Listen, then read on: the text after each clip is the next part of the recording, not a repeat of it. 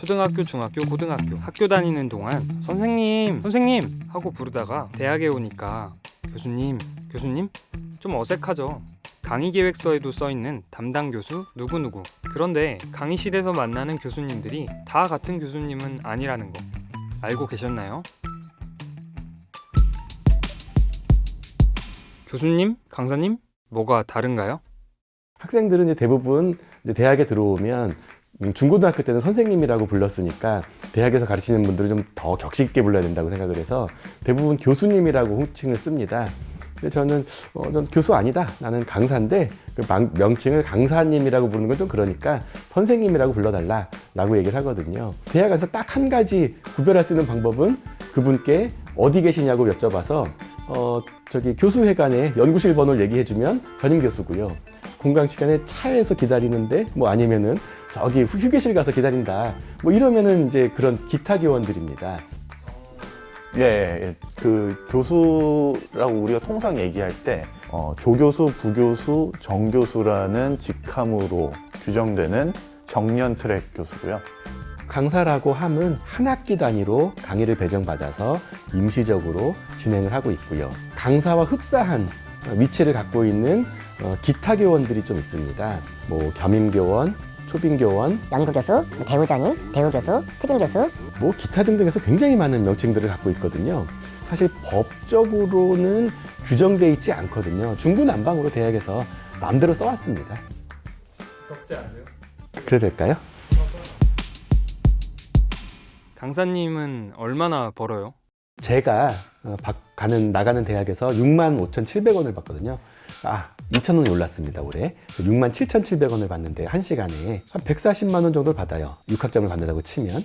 두 학기를 받는다고 치면 1,000만 원을 조금 넘겨요.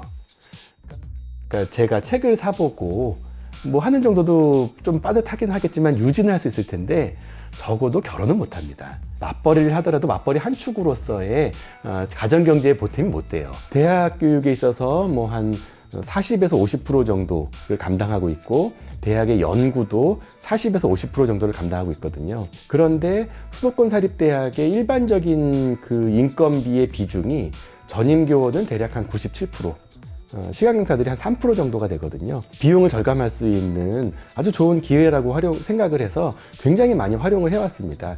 그래서 이제 여러 가지 방학 중에 다른 아르바이트를 하기도 하고, 저는 이제 교정 아르바이트나 번역 아르바이트를 덜어 해요. 그래도 책상에 앉아서 할 수 있는 일이긴 한데 이것조차도 여의치 않은 전공을 하시는 분들, 편의점 알바를 하시는 분을 제가 봤어요. 학교 앞에서. 그것도 멀리 안 가고 학교 앞에서 편의점 알바를 하시더라고요. 그리고 뭐 맥도날드 알바는 아주 유명한 얘기고요.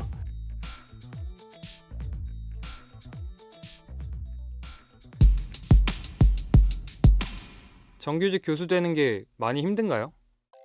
제가 인상 깊게 들었던 비유가 있는데 교수 임용은 주차에 비유가 됩니다. 내 차가 아무리 좋아도 일단은 공석이 있어야 주차를 할 수가 있는 것이죠. 제가 대학원을 다니고 대학원을 마치는 대목에서는 전임 교수가 될 수 있을 거라는 굉장히 큰 기대를 하고 있었어요. 1980, 90년대에는 대학들이 많이 생겼거든요. 이 확률적으로 점점 줄어드는 거예요. 이 전임 교수가 될 확률이. 40, 50대까지 쭉 강의하시고 평생을 강사로 사시는 분들 상당히 많아요.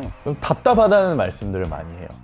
왜 굳이 공부를 해가지고 이렇게 고생을 하냐 라는 게 주변에서 가장 많이 듣는 얘기들이고요. 근데 자기들은 이게 필요하다고 생각해서 하는데 그걸 위해서 자기만 희생해야 되는 것처럼 느껴지고, 관두자니 그동안 공부한 것도 아깝고 다른 한편으로는 자기가 그동안 걸어온 길을 부정하는 것 같아서 굉장히 못하겠고.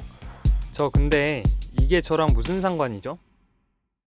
요즘 대학생들이 수강 신청을 해야 되는 대목이 되면 인기 검색어가 광클릭, 매크로 이런 게 뜨거든요. 그게 왜 뜨냐 하면 듣고 싶은 강좌 혹은 들어야 되는 강좌, 학칙에 규정되어 있는 그 강좌조차도 제대로 못 들어갔고요. 이제 매크로 프로그램을 만들어서 자동으로 수강 신청이 되게끔 남들이 꼭 들어야 될 것까지 자기가 수강 신청을 해버리는 겁니다. 수강권을 다 사고 파는 거예요. 스스로도 불법이라고 생각하면서 어쩔 수 없으니까. 근데 이 어쩔 수 없는 사람들이 모든 학생이란 말이에요. 모든 학생이 다 매크로 쓰면 똑같은 결과가 또 나오게 되는 거지요. 대학에 개설되어 있는 강좌는 당연히 학생들이 자유롭게 듣고 충분히 들을 만큼 개설되어 있어야 되거든요. 그런데 대학이 강의를 개설하면 강사를 더 고용해야 되고 그 적은 비용이라도 더 들어가니까 학생 수에 딱 맞게 혹은 오히려 그보다 더 적게 강의를 개설해 놓는 겁니다. 인터넷 강의는 말할 것도 없지요. 한 강좌 녹화해 놓고 여러 번 써먹을 수 있고요. 그럼 한 번 녹화할 때 강사를 한 번만 지급하면 되고 쓸 때는 여러 번 반복해서 쓸 수 있고요. 대형 강의는 마찬가지로 한 5개로 분반할 수 있는 강좌를 하나로 묶으면은 4명의 인건비를 안 줄 수 있지 않습니까? 그런 방식으로 인건비 절감 차원에서 진행이 되는 거거든요. 20, 30명 앉아있을 때 강의 분위기랑 100명, 150명 앉아있을 때 강의 분위기는 천지차이예요. 메가스터디 같은 인강을 듣지 왜 대학에 오겠습니까? 대부분의 대학이 똑같이 갖고 있는 강좌들. 그러니까 어느 대학을 나와도 학생들이 다 비슷비슷한 공부를 하고 졸업하게 되는데요. 대학을 다니는 보람이 거의 없어지는 정도까지 될 거예요. 학부생들은 취직은 해야 되는데 고졸이면은 당연히 취직이 안 되니까 어거지로 대학은 가는데 대학 가가지고 취직에 도움 안 되는 것들은 크게 하든 관심 없고 등록금은 아깝고 시간은 날리는 거죠. 올해 8월 강사들의 처우를 개선하는 법이 시행됩니다.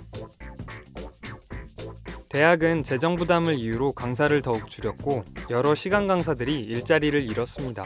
올해는 수강 신청도 더 어려웠다고 합니다. 해가 갈수록 더 어려워질지도 모릅니다. 어쩌다 이렇게 된 걸까요? 이건 누구를 탓해야 할까요?